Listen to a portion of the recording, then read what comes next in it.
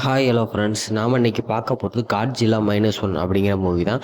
இது ஒரு Chinese movie தான், இருந்தாலும் ஓரளவுக்கு நல்லாவே பண்ணியிருக்காங்க. நம்ம தமிழ் டப்பில் கூட அந்த மூவி ரிலீஸ் ஆகிருந்துச்சு இடையில. நானே தமிழ் டப்பில் தான் பார்த்தேன். அந்தளவுக்கு ஒரு தரமான மூவியாகவே வெளியிட்டிருக்காங்க. இந்த படத்தில் நடித்த நிறையா கேரக்டர்ஸ் அவங்க கொடுத்த கேரக்டர் சூப்பராக முடிச்சுட்டு போயிருக்காங்க. அதே நம்ம ஹீரோ அண்ட் ஹீரோயினி அவங்க ரெண்டு பேருக்கும் கொடுக்கப்பட்ட கேரக்டர் ரொம்ப சூப்பராகவே இருந்துச்சு. நம்ம ஹீரோ எப்படி பயந்தாங்குழியாக இருந்து கடைசியில் தன்னோட லவ்வருக்காண்டி எல்லா விஷயத்தையும் செய்கிறாரு அப்படிங்கிறதெல்லாம் ரொம்ப ரொம்ப சூப்பராக காட்டியிருந்தாங்க. அதுலேயும் நம்ம சிஜிஐ ஒர்க்கை பற்றி தான் சொல்லணும். சிஜிஐ ஒர்க்கு அந்தளவுக்கு பர்ஃபெக்டாக பண்ணியிருக்காங்க.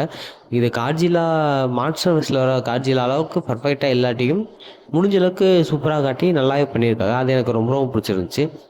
அதுவும் இல்லாமல் ஒரு காட்ஜிலாவை இது வரைக்கும் நம்ம ஹீரோ மாதிரி தான் அங்கே பார்த்துருப்போம். இந்த படத்தில் முழுக்க முழுக்க வில்லைங்கிற மாதிரி காட்டி கடைசியில் அந்த காட்ஜிலாவை கொன்ன மாதிரி காட்டியிருப்பாங்க. பட் அந்த காட்ஜிலா செத்துருக்காது. மறுபடியும் அந்த காட்ஜிலா வரத்தான் போகுது. அடுத்து காட்ஜிலா -1 அப்படிங்கிற படத்துக்கான செகண்ட் பார்ட்டும் வரக்கான வாய்ப்பு அதிகம் இருக்குது அப்படிங்கிற மாதிரி சொல்லி தான் முடிச்சிருக்காங்க. ஸோ செகண்ட் பாகம் வந்தால் தான் அது எந்த கதையை நோக்கி போக போகுது. காட்ஜிலா மறுபடியும் வில்லனாகவே வரப்போதா, இல்லை மறுபடியும் ஹீரோவை காட்டி அது ஒரு ஃப்ரெஞ்சைஸாகவே அமைக்க போகிறாங்களா அப்படிங்கிற மாதிரிலாம் நமக்கு தெரிய வரும். எனக்கு தெரிஞ்சு இந்த படம் ஓரளவுக்கு சூப்பராகவே இருந்துச்சு. என்னால் முடிஞ்ச அளவுக்கு இந்த படத்தை சுருக்கமாக ஷார்ட்டாக சொல்கிறேன். நம்ம படத்தோட ஸ்டார்டிங்லேயே நம்ம ஹீரோ கொய்கோ, அதாவது இந்த படத்தில் நம்ம ஹீரோயின் பேர்லாம் சைனீஸில் இருக்கும். ஸோ அதை நம்ம அந்த மாதிரி பேசாமல் ஹீரோ அண்ட் ஹீரோயினே சொல்லிகிட்டே பேசலாம்.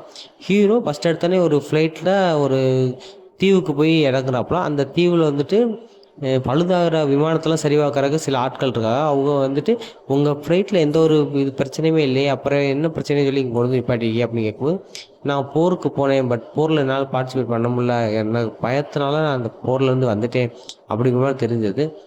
அங்கே உள்ள அந்த மெக்கானிக் ஒரு தலைவர் இருப்பார். அவர் சொல்கிறாரு, நீ பண்ண தப்பு, நீ அவ்வளோ பெரிய போரை விட்டுட்டு நீங்கள் வந்துடக்கூடாது அப்படிங்கிற மாதிரி திட்டிட்டு, சரி ஓகே நம்ம நாளைக்கு உன்னோட வண்டியை அனுப்பிடுறோம், நீனு கிளம்பி போயிடும் அப்படிங்கிற மாதிரி சொல்லிவிட்டு அங்கேருந்து இப்போ எல்லோரும் படுத்துருவாங்க.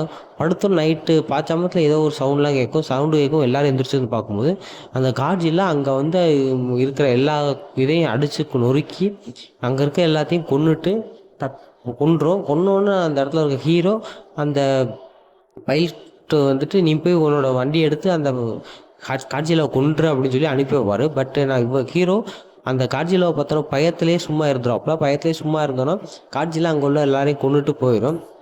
மறுநாள் எந்திரிச்சோன்னே, நீ ஒன்னால தான் இந்த குடும்பமே அழிஞ்சிச்சு, என் கூட வேலை பார்த்த எல்லாருமே அழிஞ்சிட்டாங்க, உன்னால தான் இந்த பிரச்சனையே, ஸோ உன்னை நான் மன்னிக்கவே மாட்டேன் அப்படிங்கிற மாதிரி திட்டிட்டு, நீ இங்கேருந்து போயிடு அப்படின்னு ஒரு கப்பல் ஏற்றி அவன் ஊருக்கு அனுப்பி வச்சுறாரு. அவரும் வேறு எங்கேயோ போயிடுறாரு. இதுக்கப்புறம் நானும் இருக்க மாட்டேன், என்னை தவிர எல்லாரும் இறந்துட்டாங்க அப்படிங்கிற மாதிரி சொல்லிட்டு அங்கேருந்து கிளம்பிடுவாப்புல.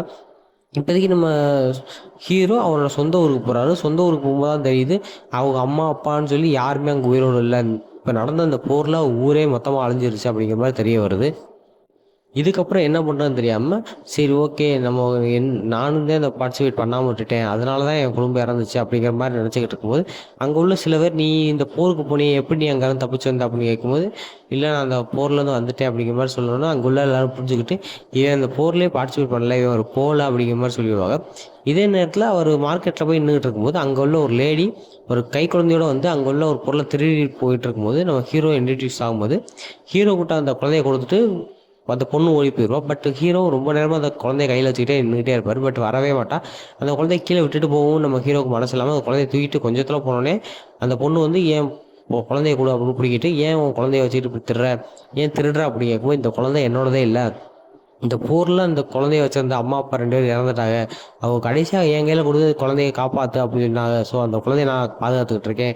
இப்போதைக்கு எனக்கு வீடோ வாசலோ எதுவும் இல்லை, ஸோ நான் உன் கூட தங்கிக்கிறேன் அப்படின்போது, இல்லை இல்லை எனக்கே வீடு வாசல் இல்லை, நீ என் கூட தங்கக்கூடாது அப்படின்போது, இல்லை எனக்கு வேறு வழி இல்லை, நான் உன் கூட தங்குறேன் அப்படின்னு 2 பேரும் சேர்ந்து ஒரே வீட்டில் தங்க ஆரம்பிச்சிடுவாங்க. அப்போதைக்கு பக்கத்து வீட்டில் இருக்கிற ஒரு லேடி சொல்லுவாங்க, நீ உன்னையே காப்பாற்றிக்க முடியல, இல்லை நீ அந்த குழந்தையும் அந்த பொண்ணையும் கொண்டு உங்கள் வீட்டில் வச்சுருக்க, நீ தப்பு, அந்த குழந்தைய விட்டுற அப்படின்போது, இல்லை எனக்கு வேறு வழி இல்லை, நானும் அந்த பொண்ணையை கொண்டு வந்து விட்டுருக்கேன், அந்த பொண்ணு தான் இங்கே என் வீட்டில் இருக்கேன்னு சொல்லி வந்து இருக்குது, என்னால் ஒன்றும் சொல்ல முடியல அப்படிங்கிற மாதிரி சொல்லுவார். சரி ஓகே அப்படின்றாரு. அப்போதைக்கு 2 பேருக்குமே பெரிய அளவில் காசு பணம் எதுவுமே இருக்காது. இப்போதைக்கு இவன் வேலைக்கு போனால் தான் இவனுக்கு காசு பணம் எல்லாம் வரும். நிறையா வேலைக்கு ட்ரை பண்ணால் பட் எந்த வேலையுமே கிடைக்காது. இப்போதைக்கு ஒரு வேலை கிடச்சிருக்கும், பட் அது கஷ்டமான வேலை. அந்த வேலைக்கு போயிட்டு திரும்பி வீடு வந்தால் தான் நிச்சயம், இல்லாட்டி இறந்ததான் அப்படிங்கிற மாதிரி வருது. பட் இந்த பொண்ணு, அதாவது ஹீரோயினி, இல்லை இந்த வேலைக்கு நீ போவேனா அப்படின்போது, இல்லை நம்ம குழந்தைய காப்பாற்றணும்னா நான் இந்த வேலைக்கு போய் தான் ஆகணும், இதில் நிறையா பணம் தரேன்னு சொல்லியிருக்காங்க, அப்படி என்ன வேலை அப்படின்னு கேட்கும்போது தான், இந்த போரில் நிறையா குண்டுகள் கடலுக்குள்ள விழுந்துச்சு. அந்த போர்க்குண்டுகள்லாம் திருப்பி எடுத்துட்டு வரணும். அதான் எங்களோட வேலை. அந்த போர்க்குண்டுலாம் கடலுக்குள்ளேயே வச்சு அழிக்கணும். இல்லாட்டி அத எடுத்துட்டு வரணும் அப்படிங்கிற மாரி சொல்லுவாரு. பட் அதில உனக்கு ஏதாச்சும் ஆச்சுன்னா என்ன பண்ணுவ? அப்படிங்கும்போது, வேற வழி இல்ல. நம்ம குழந்தைய காப்பாத்தணும்னா நம்ம இது பண்ணி தான் ஆகணும் அப்படின்னு சொல்லிருவாப்புல. அதுக்கப்புறம் நம்ம ஹீரோவும் அவங்க கூட சேர்ந்து அந்த வேலைக்கு போக ஆரம்பிச்சுருவாரு. இவர் கூடவே இன்னும் 2 பேர் இருப்பாங்க. அவங்கலாம் சேர்ந்து இந்த கடல்ல இருக்க அந்த குண்டுகள்லாம் அழிச்சுக்கிட்டே வருவாங்க. ஒரு நாள் இவர் இந்த ஃபர்ஸ்ட்டு டைம் காட்ஜிலா பார்க்குறப்ப கடல்ல உள்ள சில மீன்கள் எல்லாம் கடல்ல செத்து மிதக்கும். ஸோ அதே மாதிரி போய் செத்து மிதக்கிற பார்க்குறாப்புல. இது அந்த காட்ஜிலா வர்றதுக்கான அறிகுறியா இருக்குமோ அப்படிங்கிற மாரி கேட்கும்போது, இல்ல இல்ல இங்க ஏற்கனவே வேற ஏதோ ஒரு மிருகமா இல்ல என்னன்னு தெரியல. அது ஒரு கப்பல அட்டாக் பண்ணியிருக்கான். அந்த கப்பல் நம்ம பார்க்க தான் போயிட்டுருக்கோம் அப்படின்னு சொல்லுவாங்க. இல்ல இல்ல இது எனக்கு என்னமோ தப்பா தோணுது. இந்த காட்ஜிலா நானே பார்த்துருக்கேன் அப்படிங்கும்போது, இல்ல இல்ல நீ சும்மா சொல்லாத, காட்ஜிலா ஒண்ணும் இல்ல அப்படிங்கிற மாரி அவங்க ஹீரோ கூட இருக்க எல்லாருமே சொல்லுவாங்க. நம்ம ஹீரோவும் இதுக்கு மேல சொன்னா நம்ப மாட்டாங்க அப்படிங்கிற மாரி சொல்லிட்டு பேசாம போவாப்புல. அவங்க போய் பார்க்கும்போது அங்க உள்ள கப்பல் மொத்தமா அடிபட்டு நசுங்கி கிடக்கும். என்னடா இப்படி அடிபட்டு நசுங்கி கிடக்கு அப்படின்னு பார்க்கும்போது, டக்குன்னு பார்த்தா அங்க காட்ஜிலா வந்துரும். காட்ஜிலா வந்து அந்த கப்பல மொத்தமா டிஸ்ட்ராய் பண்ணிட்டு, ஹீரோ வந்து அந்த கப்பலையும் அட்டாக் பண்ண வரும். ஹீரோ எவ்வளவோ ட்ரை பண்ணுவான். இங்கேருந்து தப்பிச்சு போயிருவோம், இல்ல நம்ம எல்லாரும் செத்துருவோம் அப்படின்னு தப்பிச்சு ஓடுவான். அப்படி தப்பிச்சு ஓடும்போது அங்கேருந்து உள்ள அவங்களோட வெப்பன் நிறையா இருக்கும். அந்த வெப்பன் வச்சு காட்ஜிலாவை எவ்வளோ கொல்ல ட்ரை பண்ணுவாங்க. பட் காட்ஜிலாவுக்கு அது ஒரு பெரிய அளவில் பாதிப்பு எதுவுமே ஏற்படுத்தாது. அப்படியே பாதிப்பு ஏற்படுத்தினாலும் அது உடனே சால்வ் ஆகிரும். அதாவது நம்ம டெட்புல் படத்தில் பார்த்தப்போ டெட்புல் கையை வெட்டினாலே சால்வ் மறுபடியும் வளர்ந்துரும். அந்த மாதிரி இது எவ்வளோ பெரிய எஃபெக்டில் இதானாலும் உடனே அது சரியாகிற மாதிரி காட்டியிருப்பாங்க. என்ன இது காட்ஜிலாவுக்கு எதுவுமே பண்ண முடியல, என்ன பண்ணணும் அப்படின்னு சொல்லிட்டு அங்கே உள்ள அரசாங்கத்திட்ட கேட்கும். அரசாங்கம் அந்த காட்ஜிலா அப்படியே கொன்றுவோம் அப்படின்னு சொல்லி அதுக்கான முயற்சியில் நிறையா பண்ணுவாங்க. பட் எதுவுமே காட்ஜிலாவை அழிக்காது. ஹீரோவும் அங்கேருந்து தப்பிச்சு ஊருக்கு வந்துடுவாப்புல. இப்போதைக்கு கோவம் அடைஞ்ச நம்ம காட்ஜிலா சிட்டிக்குள்ளே வர ஆரம்பிச்சிடும். சிட்டிக்குள்ளே வந்து சிட்டியவே மொத்தம் அழிக்கிறதுக்கு ட்ரை பண்ணும். இதுக்கிடையில் நம்ம ஹீரோவுக்கும் இடையில நிறையா லவ் போர்ஷன்ஸ்லாம் காட்டுவாங்க. 2 பேரும் லவ் பண்ணுற மாதிரியும், அவங்க 2 பேரும் ஒருத்தரை விட்டு பிரியறதுக்கு மனசு இல்லாத மாதிரியும்லாம் இருப்பாங்க.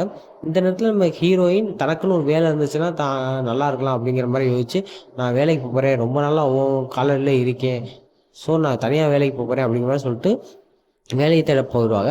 பட் நம்ம ஹீரோவுக்கும் இப்போதைக்கு என்ன பண்ணுறது அப்படிங்கிற மாதிரி தெரில. இதே நேரத்தில் அங்கிட்ட அரசாங்கத்தை சேர்ந்த எல்லாருமே அந்த காட்ஜிலாவை மொத்தம் அழிச்சாகணும், அது நிறைய இடங்களுக்கு ட்ராவல் பண்ணிகிட்டு இருக்கு, இப்போதைக்கு நம்ம சிட்டிக்கு வர மாதிரி தெரியுது அப்படிங்கிற மாதிரி சொல்லி அதை அப்படியே தடுக்கிறதுக்கு ரொம்ப ட்ரை பண்ணுவாங்க. பட் அந்த காட்ஜிலா இவங்க நம்மளை அழிக்கிறதுக்கு முயற்சி பண்ணியிருக்காங்க அப்படின்னு சொல்லி கோவத்தில் சிட்டிக்குள்ள வந்து சிட்டியவே ரொம்ப இது பண்ணிடும். அந்த இடத்துல தான் நம்ம ஹீரோயினையும் வேலைக்கு போன இடத்துல காட்ஜிலா கிட்ட மாட்டி எப்படியோ தப்பிச்சு வந்துடுவாங்க. தப்பிச்சு வந்தப்போ நம்ம ஹீரோயினை போய் காப்பாற்றணும் அப்படிங்கிற முயற்சியில் ஓடி போய் ஹீரோயினை காப்பாற்ற போவாப்புல. பட் அந்த இடத்துல நம்ம காட்ஜிலா அட்டாமிக் பிரித்து விடுறதை காட்டுவாங்க. அவ்வளோ பவர்ஃபுல்லாக விடும். அந்த அளவுக்கு ஒரு பவர்ஃபுல்லாக விடும்போது நம்ம ஹீரோயினை காப்பாற்றிட்டு ஹீரோயின் இறந்துடுவாங்க. பட் நம்ம ஹீரோவுக்கு இப்போதைக்கு என்ன பண்ணுறதுன்னு தெரியாது. உயிருக்கு லவ் பண்ண ஒரு பொண்ணு இறந்துட்டா, இப்போதைக்கு அந்த காட்சியெல்லாம் நான் பழி வாங்க விட மாட்டேன், என் குழந்தை இருக்குன்னு நான் பார்த்துக்கிறேன். பட் குழந்தைய நான் இன்னொருத்தட்ட விட்டுட்டு இந்த காட்சியெல்லாம் அவனை அழிச்சிட்டு தான் திருப்பி நான் ஊருக்கே வருவேன் அப்படிங்கிற மாதிரி முயற்சி பண்ணுவாப்புல. இதே நேரத்தில் நம்ம அரசாங்கம் நிறையா முயற்சிகள் பண்ணும். இந்த மாதிரி காட்சியலாவை கொள்ளலாம், இந்த மாதிரி கடலுக்குள்ளே மூழ்கடிச்சு நம்ம காட்சியலாவை கொள்ளலாம், இல்லை அதோட தலையை வெடிக்க வச்சு காட்சியலாவை கொள்ளலாம் அப்படிங்கிற மாதிரி நிறையா பிளான் பண்ணும். பட் எந்த பிளானும் ஜெயிக்காது அப்படின்னு சொன்னோன்னா நம்ம ஹீரோ இல்லை இதுக்கு உதவி பண்ணுறக்கு ஒரு ஆள் வேணும், என்கிட்ட இந்த ஜெட்டு இருக்குது, இந்த ஜெட்டு விமானத்தை சரி பண்ணோம்னா என் கூட அந்த தீவில் இருந்த அந்த மெக்கானிக் வேணும், அவர் இருந்தால் சரி பண்ண முடியும்னு சொல்லி அவரை தேடி கண்டுபிடிச்சி ஒரு வழியாக அவர் வந்து ஃபஸ்ட்டு இவனை தப்பாக புரிஞ்சுட்டு வந்து அவங்க கூட சண்டை போடுவாப்புல. பட் இதுக்கு தான் நான் அவங்கள வர வச்சேன், என் லவ்வர் இறந்துட்டா, ஸோ நீங்கள் நம்ம எல்லோரும் சேர்ந்து அதை கொன்னே ஆகணும் அப்படின்னு சொல்லி பிளான் பண்ணுவாங்க. சரி ஓகே நம்ம எல்லோரும் சேர்ந்து கொண்டுருவோம் அப்படிங்கிற மாதிரி பிளான் பண்ணி அதுக்கான முயற்சியில் இறங்கிடுவாங்க எல்லாருமே. இப்போதைக்கு நம்ம ஹீரோவுக்கு ஒரு ஃப்ளைட்டை ரெடி பண்ணிட்டாங்க. அந்த ஃப்ளைட்டை போய் நேரடியாக அந்த மிருகத்தை தாக்கி அந்த காட்சியெல்லாம் கடலுக்குள்ளே வச்சு கொல்லணும். இதே நேரத்தில் நிறைய கப்பல்களை வச்சதும் கொல்லணும் அப்படிங்கிற முயற்சி கண்டுவாங்க. இப்போதைக்கு அந்த அரசாங்கம் என்ன முடிவு பண்ணோம்னா, ரெண்டு கப்பலை வச்சு அதுக்கு இடையில அந்த மிஷின்ஸ்லாம் ரெடி பண்ணி அதை வச்சு நம்ம அந்த காட்சியெல்லாம் மூழ்கடிச்சு சாகடிச்சிடலாம் அப்படிங்கிற மாதிரி பிளான் பண்ணிப்பாங்க. ஆனால் அப்படி பண்ணியும் அந்த காட்சியெல்லாம் சாகாது, திரும்பி வெளியே வந்துடும். இப்போதைக்கு வேற ஒரு முறையில் தான் கொல்லணும் அப்படின்னு சொல்லி எல்லாமே அதுன்னு அந்த கப்பலை வச்செல்லாம் ட்ரை பண்ணி எவ்வளவோ ட்ரை பண்ணுவாங்க. பட் அந்த காட்சியெல்லாம் இதெல்லாம் அசால்ட்டாக தள்ளி விட்டுட்டு, என்னையோட நீங்கள் போர்த்தலை பார்க்குறீங்க, உங்களை போர்த்தல்றேன் அப்படிங்கிற மாதிரி வந்து போர்த்தலை வந்துடும். பட் நம்ம ஹீரோ அந்த இடத்துல என்ட்ரி ஆகிடுவாப்புல. அவர் வச்சிருந்த இந்த ஜெட்டை எடுத்துக்கிட்டு எப்படியாச்சும் இந்த காட்சியெல்லாம் கொல்லாம் விட மாட்டேன் அப்படின்னு சொல்லி எவ்வளோ அட்டாக்லாம் பண்ணுவார். பட் அட்டாக் பண்ணாலும் அது திரும்ப ரிலீஃப் ஆகிட்டே இருக்கும். வேறு வழி இல்லை, அந்த குண்டை அது வாயில் போட்டு மொத்தமாக வெடிக்க வச்சு தலையவே இல்லாமல் வந்துட்டோம்னா அது செத்துரும் அப்படிங்கிற முயற்சியில் எவ்வளோ ட்ரை பண்ணி அந்த 2 கப்பலும் சேர்ந்து அந்த குண்டை அதோட வாய்க்குள்ளே போட ட்ரை பண்ணுவாங்க. பட் அந்த இடத்துல அந்த மிஷின் ஜாம் ஆகி நின்றும். வேறு வழி இல்லாமல் இன்னும் சில கப்பல்கள் வந்து தான் அவங்களுக்கு ஹெல்ப் பண்ணுற மாதிரியும், அப்படியே அது மூலமாக தான் அந்த காட்சியில் கொல்ற மாதிரியும் காட்டியிருப்பாங்க. கடைசியில் நம்ம ஹீரோ அந்த காட்சியில் கொன்னுட்டு என் காதலியை கொன்னதுக்காண்டி நான் உனக்கு பழி வாங்கிட்டேன் அப்படிங்கிற மாதிரி சொல்லி தான் அந்த படம் முடிகிற மாதிரி இருக்கும். இருந்தாலும் படத்தோட எண்டிங்கில் நம்ம காட்சியில் மறுபடியும் எல்லா பிரச்சனையும், அதாவது அதுக்கு ரிவல்யூஷன் சக்தி இருக்குது. ஒரு அடிபட்டாலோ இல்லை ஒரு இது போனாலோ அது திரும்ப அதை ரீஜெனரேட் பண்ணிக்கிறோம். அந்த திறமை இந்த காட்சிலாக்கு இருக்கிறனால திரும்பவும் அது சரியாகி திரும்பவும் அடுத்த படத்துக்கு வர மாதிரி தான் அந்த படத்தோட எண்டிங்கே முடிச்சிருப்பாங்க. அது ஒரு நல்ல எண்டிங் தான்.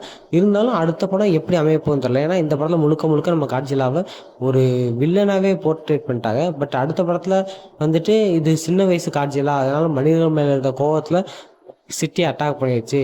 பட் இதுவும் நல்ல காட்சிகளாக தான் அப்படிங்கிற மாதிரி அடுத்த படத்தில் கொண்டு போவாங்க தான் நான் நினைக்கிறேன். பட் அடுத்த படம் வந்தால் தான் அது எப்படி கொண்டு போகிறாங்கிறது நம்மளுக்கு தெரிய வரும். பட் ஓவராலாக பார்க்கணும்னா இந்த படம் சூப்பராக இருந்துச்சு. ஏன்னா இந்த படம் இப்போதைக்கு ஆஸ்காரில் வேறு வின் பண்ணியிருக்கு. காரணம் இந்த படம் ரொம்ப கம்மியான பட்ஜெட்டில் சிஜிஐ சூப்பராக பண்ணியிருக்காங்க அப்படிங்கிறக்காண்டி இந்த படத்துக்கு ஆஸ்காரும் கொடுத்துருக்காங்க. ஸோ ஆஸ்கார் வின் பண்ண ஒரு படத்தை நம்ம தமிழில் பார்க்குறது ஒரு நல்ல விஷயந்தான்.